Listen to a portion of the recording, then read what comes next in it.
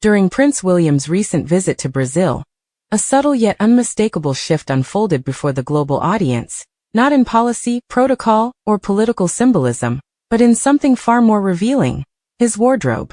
In a family where clothing has long functioned as a diplomatic dialect, William's sartorial evolution marks a compelling new chapter in the visual language of the future monarch.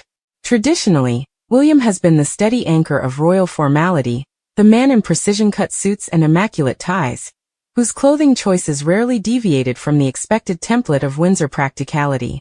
Yet in Brazil, observers noted a departure of rare clarity. Lightweight blazers replaced heavy tailoring. Sleeves were rolled, not rigidly buttoned. Collars opened with a confidence bordering on X. This was not a prince dressed by obligation. This was a prince dressing with intent. Celebrity stylist Sierra Russell, speaking to the Daily Express, articulated what many royal watchers had begun to suspect. Prince William's style has definitely evolved. There's a real ease to the way he's dressing now. It's polished, but no longer stiff. In a monarchy where clothing has historically signaled hierarchy and tradition, such a shift is hardly incidental. Indeed, it is difficult to examine William's new visual language without acknowledging the influence of someone who has wielded fashion as an instrument of communication with unparalleled finesse: Catherine, Princess of Wales. For over a decade, Catherine has mastered the art of sartorial diplomacy, her wardrobe a calculated interplay of symbolism, sentiment, and substance. William, it appears, has been paying attention. What is striking, however, is that he is not emulating Catherine, but translating her approach into a distinctly masculine, quietly modern form. As Russell notes, he's not dressing for the occasion anymore. William is dressing with meaning.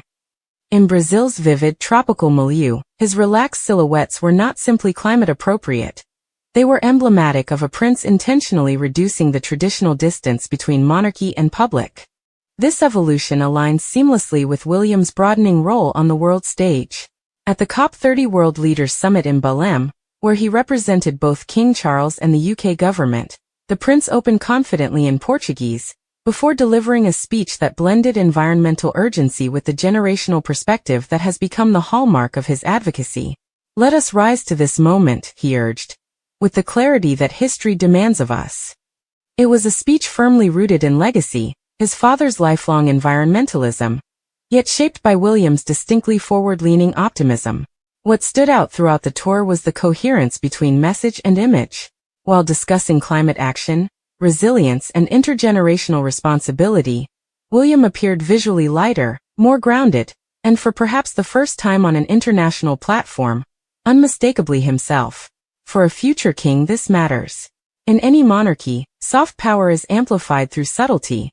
The unspoken cues, the visual coherence, the ability to communicate without uttering a word. The British monarchy in particular has long relied on this nuance. Catherine embodies it naturally.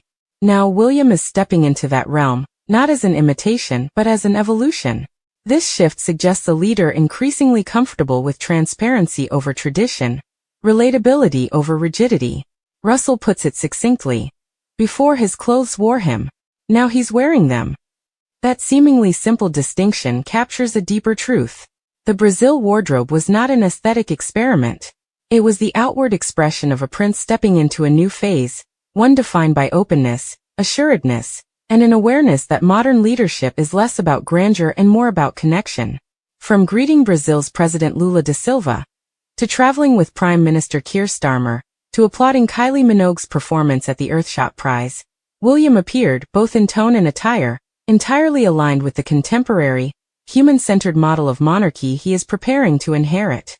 If fashion is, as Catherine has long demonstrated, a form of diplomacy, then William's quiet transformation offers a glimpse of the monarchy's next chapter.